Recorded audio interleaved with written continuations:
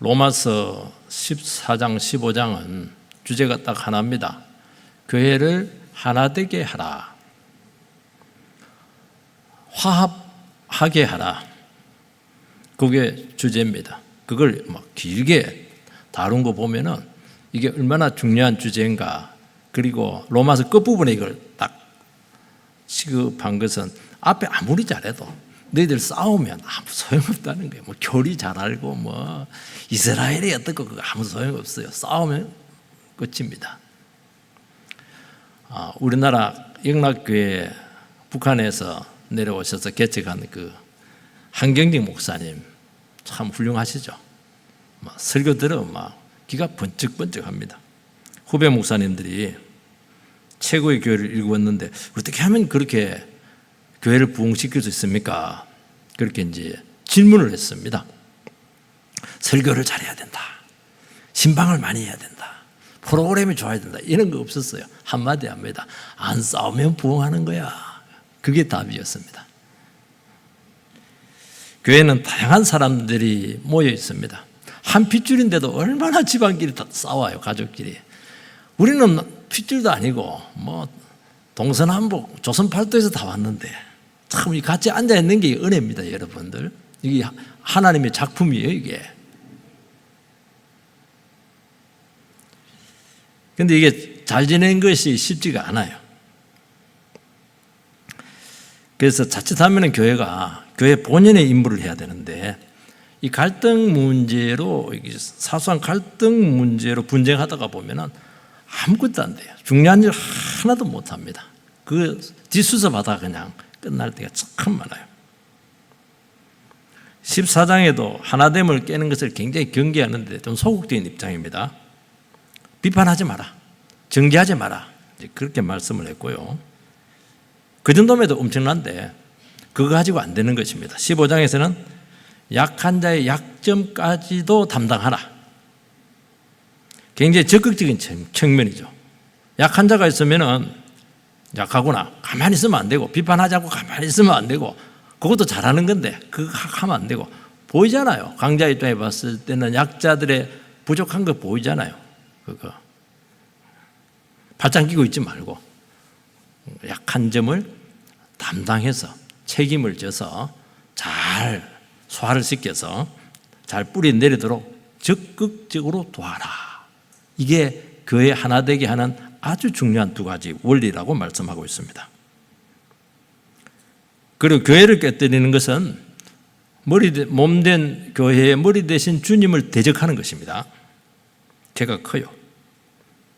그러니까 주님 보고, 주님 머리로 계세요. 머리로 있다고 하는 것은 머리로 다 생각하고 있는 거예요. 지금 머리로 지금 다 몸을 다 머리에서 다 컨트롤하고 있잖아요. 근데 뭐 손이 막 그냥 막 가슴을 때리고 이렇게 하면은 너 왜 때려? 다 기억하고 있다니까요. 이거. 그러니까 머리 대신 주님 때문에 자기를 낮추는 겁니다. 사람 보고 하면 안 돼요. 그게 참는 거예요. 주님은 다 기억하고 있잖아요. 머리니까. 내가 포기하는 거예요. 나도 좋은 거 다 압니다. 맛있는 거 다 알고 있고 양보하는 거예요. 약한 자를 위해서. 그리고 마음에 안 들어. 그래도 받아주는 겁니다. 그게 교회입니다. 그러면 주님께서 교회를, 몸된 교회를 아름답게 만들어 주겠다. 뭐냐, 모든 좋은 것은 머리 대신 주님으로부터 오거든요. 그 사람에게부터 오는 게 아니에요. 나에게 통해서 오는 거 아니에요. 이것을 위해서 적극적으로 수고를 하라고 말씀하고 있는 것입니다. 그래서 하나 되게 하는 가장 중요한 원칙 중에 하나가 강한 자가 약한 자를 품고 맞추어주고 감당하라는 것입니다. 책임이 커요. 의무가 큽니다. 가만히 있으면 안 되는 거예요. 괴롭히지만 않으면 된다. 그게 아닙니다. 그거. 그렇게 하면 안 돼요. 1절 2절 말씀을 다시 한 번 더 같이 읽겠습니다. 시작. 믿음이 강한 우리는 마땅히 믿음이 약한 자의 약점을 담당하고 자기를 기쁘게 하지 아니할 것이라. 우리 각 사람이 이웃을 기쁘게 하되 선을 이루고 덕을 세우도록 할지니라.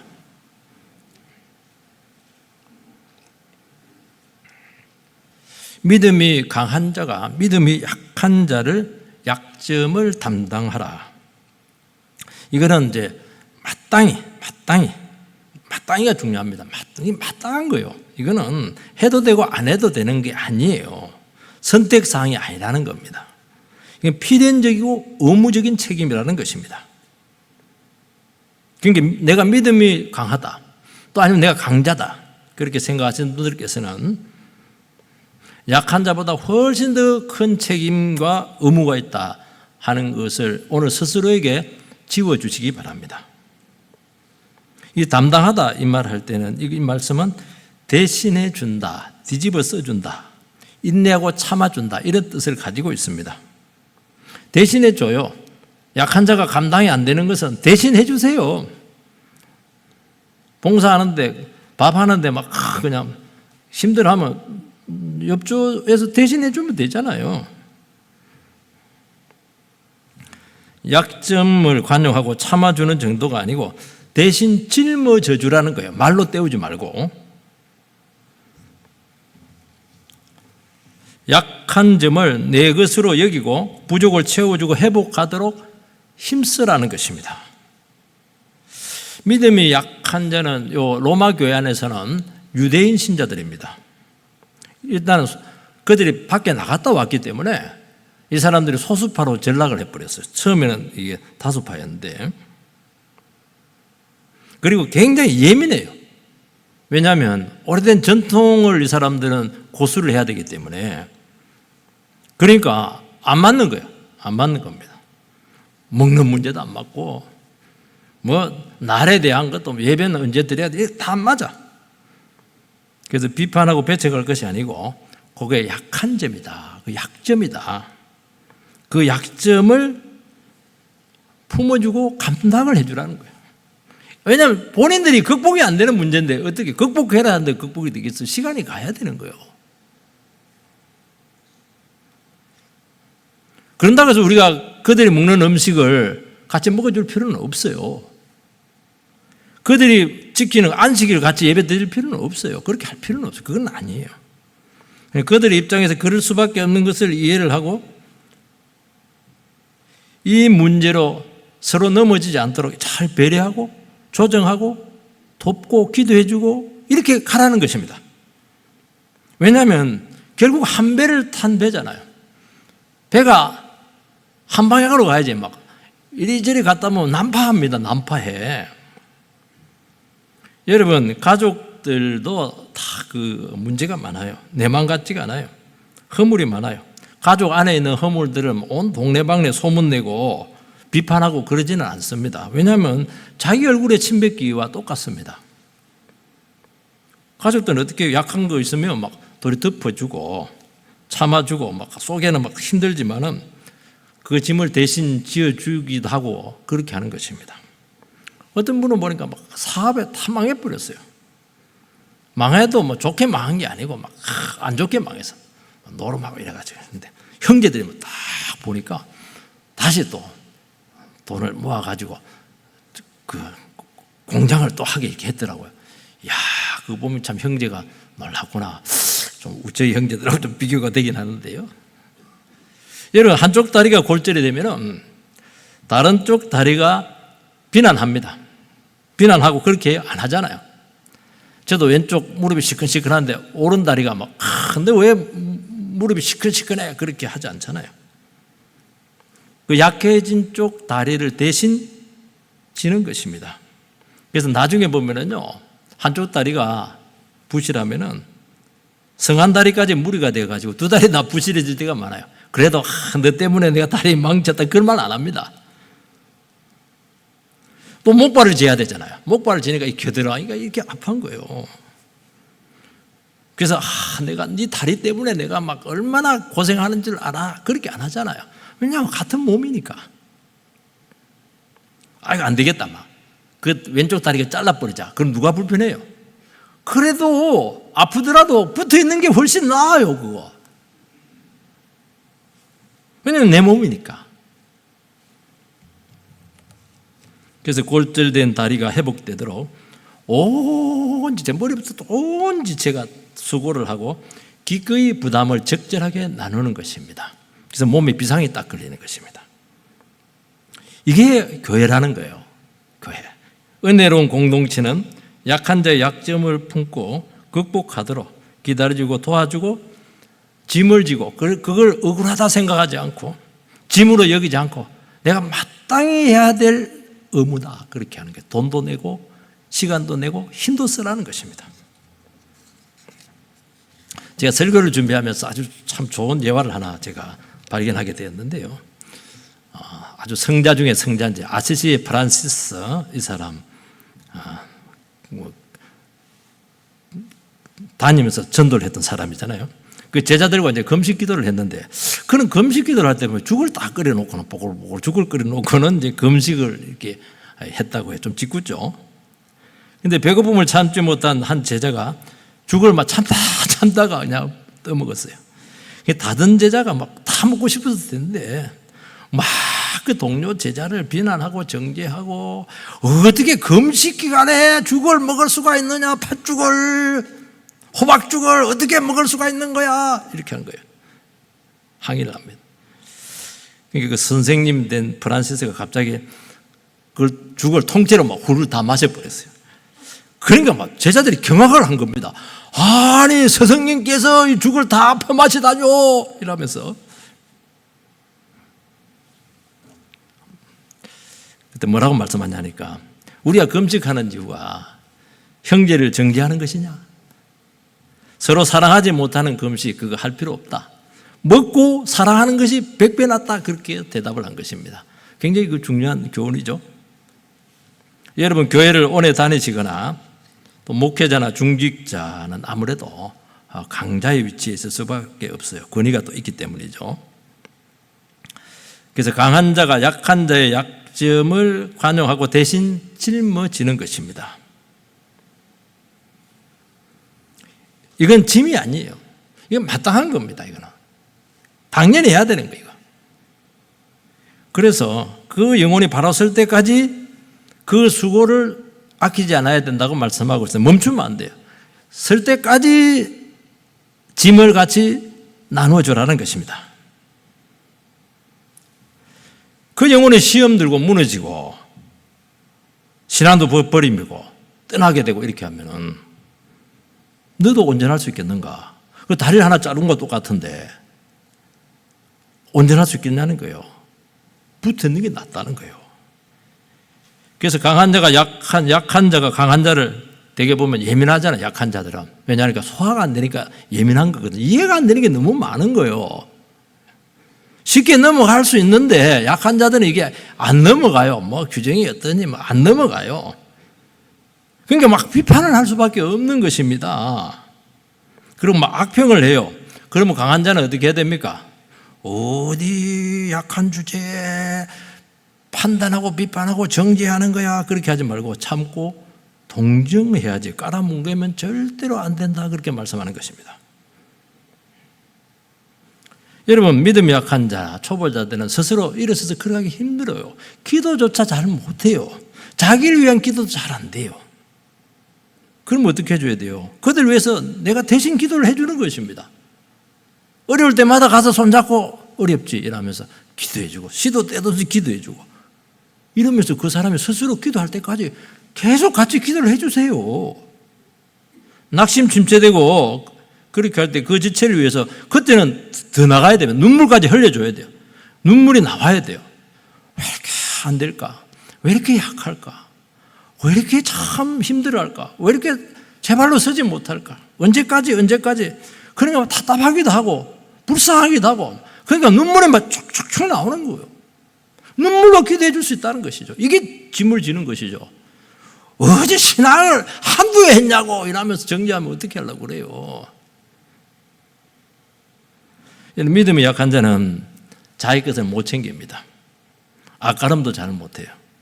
강한 자들이 자기 것 다 먼저 챙겨버리고 밥도 먼저 좋은 거 다 먹어버리고 이래버리면은 정말 약한 자들이 시험 들죠.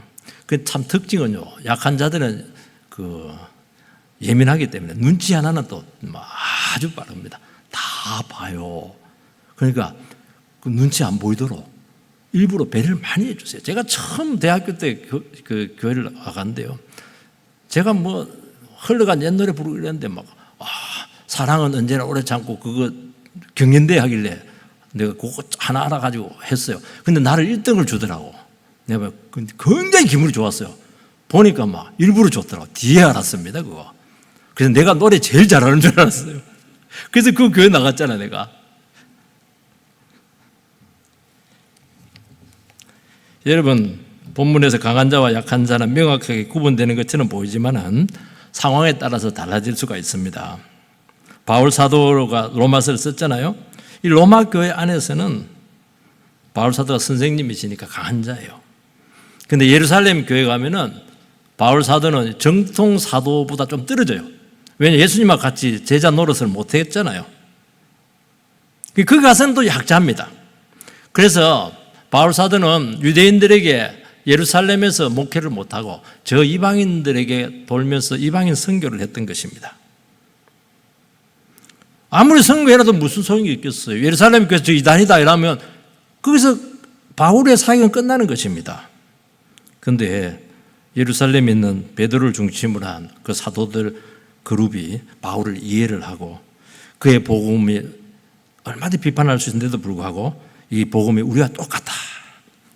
그래서 이방 교회와 예루살렘 교회가 하나가 되었던 것이고 그 전통이 우리에게까지 왔잖아요. 얼마든지 안 품어줄 수 있어요. 왜냐하면 역사는 바울을 통해서 더 많이 나타났거든요. 뒤에 온 주제에 이렇게 그냥 인기 끄고 인정받는다 이렇게 하면 안 되거든요. 여러분, 모든 지체는 다 연약함이 있고 약점들이 다 있습니다. 그것이 비판과 비난의 대상이 되고 수용이 되지 않으면 그 공동체가 무너지는 것은 시간 문제입니다. 그래서 약점이 보이고 부족한 것이 보일 때, 거슬린 것이 보일 때 그것을 얼마나 이 교회가 소화해낼 수 있는 영혼들이 많은가. 이게 교회라는 거예요. 그게 참 소중한 교회입니다. 이런 교회가 돼야 된다는 것입니다. 욱하기를 잘하는 목사님이 계셨어요. 불뚝 선지자 욱 이렇게 속에서 올라옵니다. 그리고 거친 말도 막 이렇게 하고 그러나 또 후회를 또 잘해요. 말을 내뱉고 나서 후회합니다. 그래서 그 목사님에게 그 말을 듣고 나서 교회를 떠나신 분들이 많았어요. 목사님은 이게 약점이니까 자꾸 그 문제가 낙심이 되었던 거예요. 또 상황이 되면 또 막 올라오는 거예요. 마음에 안 들면.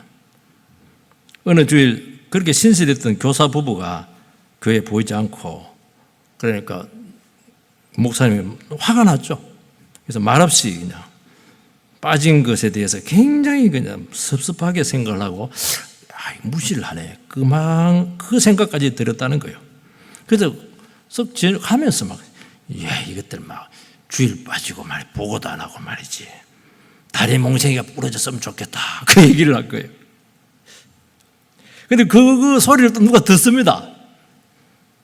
반말은 지가 듣고 낱말은 새가 듣는다고. 지금 다 듣습니다. 화장실에서 말 조심해야 됩니다. 안에 다 똥 싸고 있어요. 큰일 납니다. 저기 상사들 욕하고 그렇게 하면. 그날 저녁에 그 교사 부부로부터 목사님이 연락이 왔는데 목사님 토요일 오후라 가서 설교 준비할까봐 방해가 될까봐 그냥 말씀도 못 드리고 그냥 갔습니다. 급한 일이 있어서 죄송해요 이러면서 사랑합니다. 그래서 정중하게 보고를 합니다. 참 놀라운 것은 왜 이렇게 정중하게 보고를 했었을까? 그 집사가 교사 부부에게 다리 몽생이가 부러졌으면 좋겠다 그 말을 뺀 거예요. 그리고 상황을 잘 설명을 해 주었던 것입니다.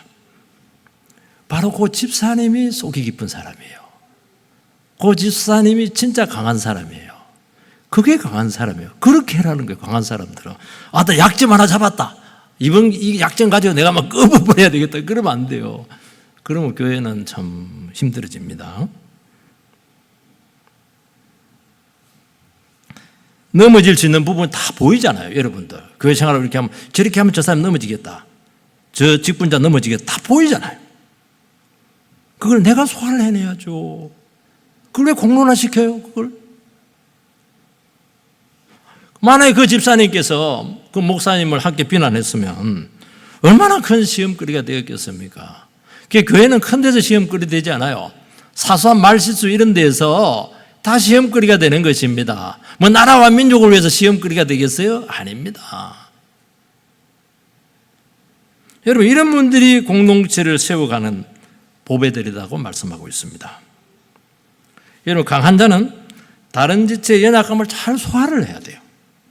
소화 안 되면 그냥 소화될 때까지 기도하고 참으세요. 그래서 교회나 지체들에게 덕이 될 수 있도록 이렇게 소화해서 처신하는 분, 이게 교회죠. 이게 교회예요. 이런 분들이 공동체를 지탱하는 든든한 버팀목으로 세워질 줄 믿습니다. 여러분, 교회에는 연약하고 예민하고 까다로운 분들이 많으세요. 그 말은 뭐냐니까 쉽게 시험이 될 수 있는 여지가 너무 많다는 것입니다. 나에게는 문제가 안 됐다고 저 영혼에게는 얼마든지 문제가 될 수 있는 거예요. 약간의 변화에도 소화가 안 돼서 아주 예민하게 반응을 하십니다. 제가 서울에서 목회를 할 때 그 교회는 전혀 헌금에 대해서 강조하지 않았습니다. 심지어 헌금 꼬지함까지 없어요. 우리는 헌금 꼬지함이 있잖아요. 물론 주보에는 안 내죠, 당연히. 그런데 보니까 성도들 중에서 헌금 꼬지함이 없으니까 막 늘 그냥 쓰니까 힘들다는 거예요. 그래서 헌금 꼬지함을 만들어 달라 해서 헌금 꼬지함을 딱 만들어 주었는데 도움을 주려고 한 거 아니겠습니까? 그런데 예민했던 한 성도님은 드디어 교회가 헌금을 강조하기 시작했다. 그냥 떠나버렸어요. 정말. 아니, 근본 취지를 좀 물어보면 될 텐데 그냥 막 행동부터 해버리는 것입니다. 행동하면 대책이 없잖아요. 여러분, 행동 빨리빨리 하지 마세요. 제발. 좀 속이 깊이 기도해보고 생각하고 그렇게 하세요. 그게 교회죠. 인생이 그렇게 뭐 호락호락하게 쉽게 내 마음대로 됩니까? 안 되는 거예요, 여러분들. 뭘 하나를 하더라도 굉장히 신중해야 되고 여러 가지 고려를 해야 되는 거예요. 왜냐하면 영혼이 중요하잖아요. 교회가 중요하잖아요. 다치지 않도록. 그렇게 해야 되잖아요. 그 피 흘리면 내 몸에서 피가 나가는 거 아니겠습니까? 어느 새 가족은 강대상 뒤에 십자가가 없다. 목사님이 설교할 때 가운을 안 입는다. 모든 것이 다 문제가 될 수가 있습니다. 여러분, 강한 자가 쉽게 비난하고 배척하지 않게 되기를 바랍니다. 다 알지만 배려하고 이해하고 또 원칙에도 안 맞지만 또 한번 기다려보고 양보하고 그렇게 나가면은 시간 지나면은 전부 다 아름답게 극복이 됩니다. 그 교회가 만들어져요. 나중에 모를 것 같아요? 다 합니다. 저때 권사님께서 속이 터졌을 텐데 나를 얼마나 힘들었을까. 그런데도 말없이 싹 이렇게 그냥 보도만 줬네. 모를 것 같아요? 알죠. 그렇게 감사한 거예요. 그래서 교회 안에는 감사할 게 많아야 돼. 저 사람 너무 저 사람 때문에 교회 못 다니겠다. 그러면 안 돼요. 너무너무 감사한 배려들이 많아야 돼요. 그게 튼튼한 교회가 사랑이 넘치는 교회고 주님께서 그게 함께 하시고 역사가 일어나게 되지 않겠습니까? 그게 나에게 복이 되는 거예요. 그게 나에게 복이 되는 게 이게. 그 복 받아라는 게 그 복. 그래서 자기 중심으로 문제를 볼 것이 아니고 교회나 하나님 나라 중심으로 문제를 볼 수 있는 이 성숙함이 필요한 것입니다. 그리고 성숙하지 못하면 모든 것이 아무리 오라도 문제가 다 돼요. 그럴 때는 어떻게 해야 됩니까? 준비가 좀 덜 됐구나. 좀 시간이 가야 되는구나. 더 참고 가야 되는구나. 그렇게 하면서 더 본질적인 쪽으로 막 나가야 되는 거예요. 더 말씀 쪽으로 나가고 더 은혜 받는 쪽으로 나가고 이렇게 나가야 돼요. 그거 따지면 큰일 나는 거예요. 그거. 안 되는 걸 어떻게 해요? 안 되는 걸 억지로 할 수는 없는 거잖아요. 초대교회 때 예루살렘 교회에 구제 문제로 헬라파 유대인들하고 히브리파 유대인들 사이에 갈등이 생겼습니다. 같은 유대인데도 불구하고 외국에서 온 헬라파, 본토백이 히브리파, 그러니까 이질적인 것입니다. 예루살렘 교회는 같이 있는 것입니다. 그래야도 소통이 잘 안 되고 있었는데 구제 문제에서 헬라파 가부들이 빠져버렸어요. 그러니까 폭발을 했습니다. 폭발. 역시 구제 문제, 돈 문제는 예민한가 봐요. 강한 쪽이 히브리파 유대인들입니다. 그 강한 쪽이 히브리 유대인들은 말은 뭐냐면 자기들끼리 편하니까, 또 강하니까, 그리고 소통이 잘 되니까 자기들끼리 소통을 하다 보니까 약자들인 헬라파 가부들이 명단에서 빠져버렸어요. 일부러 그런 것이 아니고 사정을 모르니까 빠진 거예요, 이게. 그게 문제가 되었던 거예요. 그러니까 약자로서 그동안 헬라파 유대인들이 잠재된 불만들이 막 구제 문제로 막 터지게 되었던 것입니다. 그때 사도들이 어떻게 이 문제를 처리를 했냐면은, 이 모든 갈등의 문제는 히브리파에게 있는 것도 아니고 헬라파에 있는 것도 아니고 사도들인 우리에게 있다, 그렇게 진단을 내리는 것입니다. 그리고 구제 행정을 헬라파 출신 집사 7명을 세워서 그 정권으로 맡깁니다. 1대 6도 아니에요. 아니 7명을 아예 전부 다 헬라파 몰빵을 시켜줘요. 충분히 챙기라는 것입니다. 그리고 사도들은 그의 본질인 기도와 말씀 쪽으로 더 헌신해야 된다는 거예요. 그 행정한다고 정신이 없는 거예요. 말씀과 기도가 벌써 약해진 거예요. 딱 그렇게 문제를 보잖아요. 본질적으로 딱 나가잖아요. 제가 목회를 해보니까 교회가 작을 때는 목회자가 다 해야 됩니다. 슈퍼맨, 운전도 해야 되고 행정도 해야 되고 주보도 만들어야 되고 설교도 해야 되고 신방도 해야 되고, 와 정말 할 일이 많아요. 왜냐하면 일꾼이 없으니까 어쩔 수가 없는 거예요. 다 해야지 목사가 뭐. 근데 규모가 어느 정도 되면은 문제가 터집니다. 왜냐하면 누수 현상이 나타나요. 어느 부분에 대해서 이게 어느 부분에 대해서 이게 그러려고 한 것이 아닌데 인간이다 보니까 한계가 있는 거예요. 못 살피는 거예요. 그러면 시험이 되는 거예요. 한두 번인데 몇 번 참다가 안 되는 거예요. 그러면 이제 위임을 할 수밖에 없는 거예요. 자연스럽게 그렇게 할 수밖에 없어요. 그러면서 어떻게 해야 됩니까? 목회자 본인의 임무로 돌아와야 돼요. 왜냐하면 결국 교회 모든 문제들은 말씀을 듣지 못한 데 있는 것이고 교회 자체가 영적으로 성숙하지 못했기 때문에 그렇다는 것입니다. 그래서 문제가 터지고 갈등이 있고 이렇게 할 때는 어떻게 해야 되냐? 본질적으로 더 기다려주고 때가 안 됐구나 그렇게 생각을 해서 더 말씀 쪽으로 더 강화시키고 예배를 더 강화시키고 이렇게 하면 돼요. 이렇게 하면 시간 지나면 모든 것을 아름답게 다 만들고 각 지체들은 자기 자리에서 참 자기의 사명을 감당하는 것을 알 수가 있습니다. 그렇게 아름답게 만들어지는 거예요. 여러분, 강한 자가 약한 자의 약점을 감당을 해야 영적인 소통이 막히지가 않습니다. 강자만의 모임에 영적인 소통은 막힙니다. 그렇게 하면 안 돼요. 그 끼리끼리 있는 게 절대로 잘하는 게 아니에요. 왜냐하면 마음이 편하니까 손해볼 것도 없고 뭐 서로 또 공감대가 많고 이렇게 하니까 자꾸 그렇게 하거든요. 그러면 알지 못하는 사이에 벽이 생기는 거예요. 그렇게 하지 마시기 바랍니다. 그렇게 하지 마시고 열으세요. 그 강자 쪽에서 책임을 가지고 약자 쪽을 찾아가세요. 그래서 소통을 하세요. 처음에는 어색할지 모르겠지만요. 그러면 약자 쪽에서 얼마나 고마워하는지 몰라요. 만약에 영적인 소통이 막히면 기도 응답도 없고 은혜 물줄기도 다 막히게 되는데 결국에는 다 서로가 고통당하고 서로가 굶을 수밖에 없고 채워지지 않으니까 얼마나 공동체가 부실해지게 되겠습니까? 여러분, 감당하기 힘들고 까다로운 영혼들을 감당하려 하면 우리는 주님의 마음을 가져야 돼요. 다른 영혼을 위해서 자기 자신을 주고 희생하고 부인하는 것입니다. 언제까지? 그 약한 영혼이 진리로 잘 무장될 때까지, 자기 자신을 찾을 때까지, 그 고장난 영혼이 온전히 회복되고 치료될 때까지 결코 그 수고를 중단하지 말아야 되는 것입니다. 이게 어렵다는 거예요. 그래서 뭐라고 하냐니까 1절에 보면 자기를 기쁘게 하지 아니할 것이라. 2절에 보면은 우리 각 사람이 이웃을 기쁘게 하되.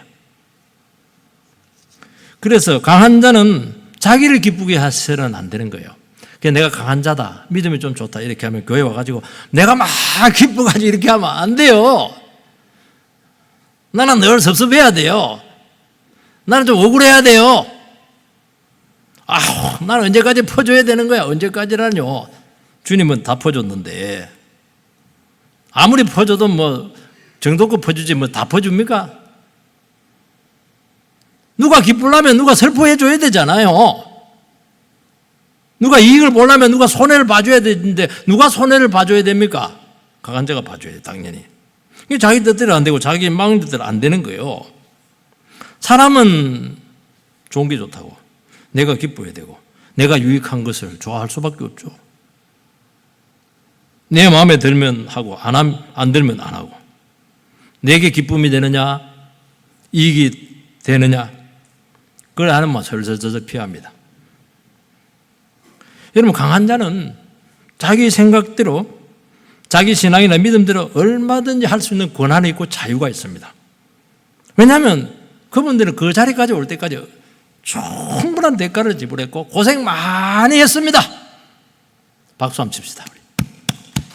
고생 많이 했습니다. 정말 인정합니다.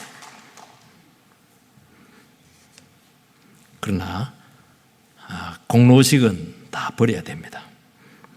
내 공로나 가치나 기득권을 주장하게 되면 약한 자는 설 자리가 없어요. 내가 가진 신앙과 공로도 결국 주님께서 주신 것임을 알고 항상 겸손과 온유함을 유지해야 된다는 것입니다. 이때 그곳에 주님께서 함께 하시고 임재하시고 능력을 주시고 은혜를 부어주시고 기도 응답이 나타나게 되고 영적인 소통이 나타나게 되면서 진정한 교회 부흥이 우리 가운데 임하게 되는 것입니다.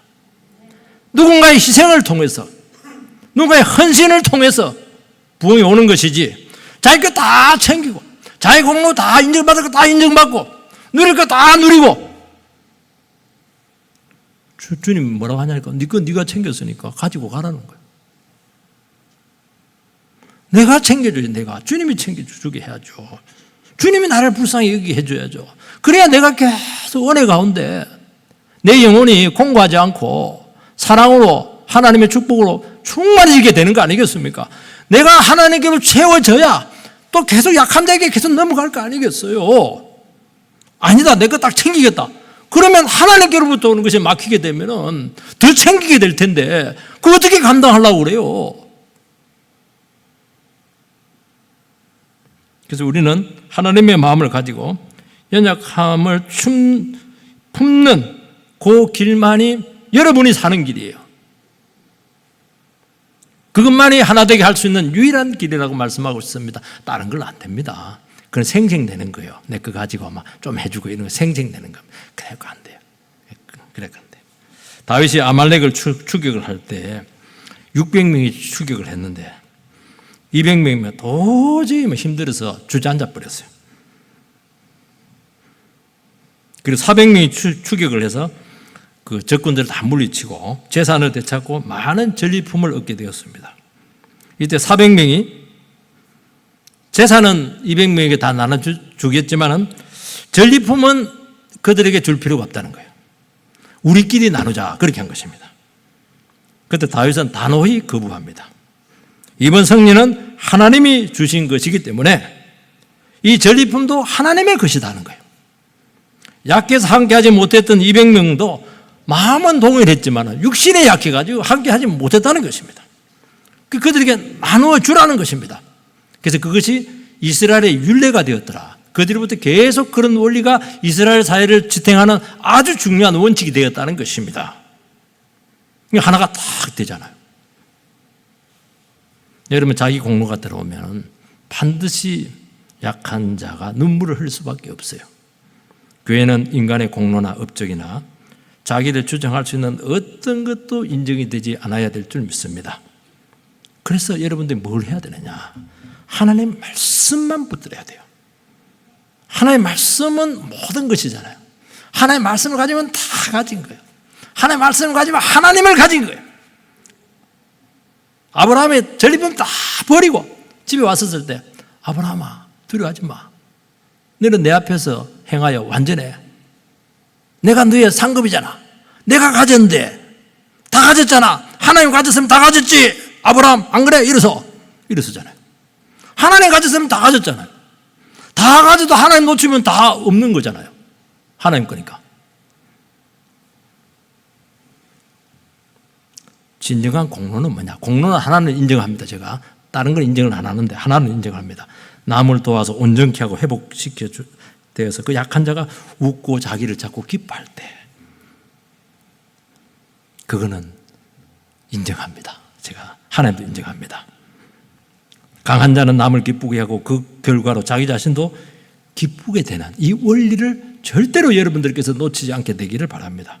남을 누르고 슬프게 만들고 나만 막 기뻐하고 와 주님 정말 너는 정말 내 자녀 맞아? 어디서 그 신앙을 그렇게 배워먹은 거야? 그 책만 들으면 어떻게 하려고 그래요? 나 때문에 남이 기뻐하고 웃는 것 보는 거 이게 내 기쁨이죠. 여러분 남을 기쁘게 하려고 한다고 해서 아무 것이나 다 해서는 안 돼요. 기준이 있어야 됩니다. 남을 기쁘게 하는 것과 아첨은 구분해야 돼요. 선을 이루고 덕을 세우도록 할지니라.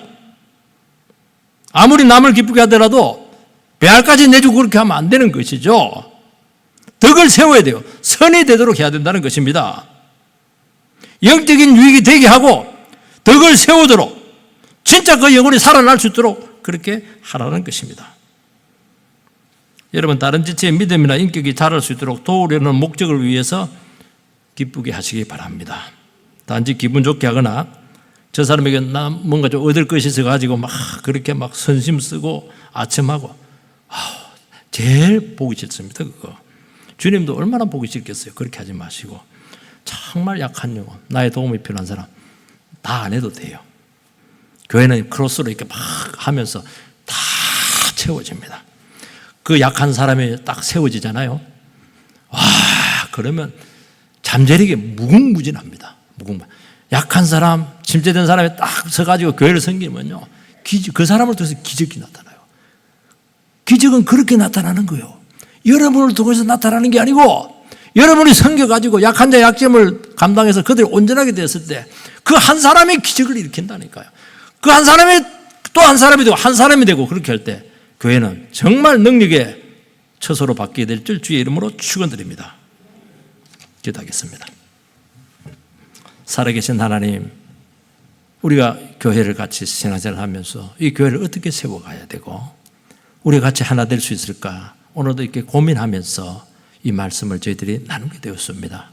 이 말씀이 우리 교회 생활하는 데 있어서 큰 지침이 될 수 있도록 주여 붙들어 주시옵소서. 하나님 우리가 말씀이 없으면 어떻게 이 귀한 진리를 알 수 있고 이 하나님 나라를 세우는 원리를 어떻게 우리가 알 수가 있겠습니까? 오늘 이 말씀을 다시 한 번 더 진지하게 생각을 하고 우리 가슴 속에 품어서 하나님 아버지 얼마나 좋아요. 우리 이 공동체 여기서부터 작은 데서부터 실천할 수 있는 그런 귀한 믿음의 종들이 다 될 수 있도록 주여 인도하여 주시옵소서. 예수님 이름으로 기도하옵나이다. 아멘.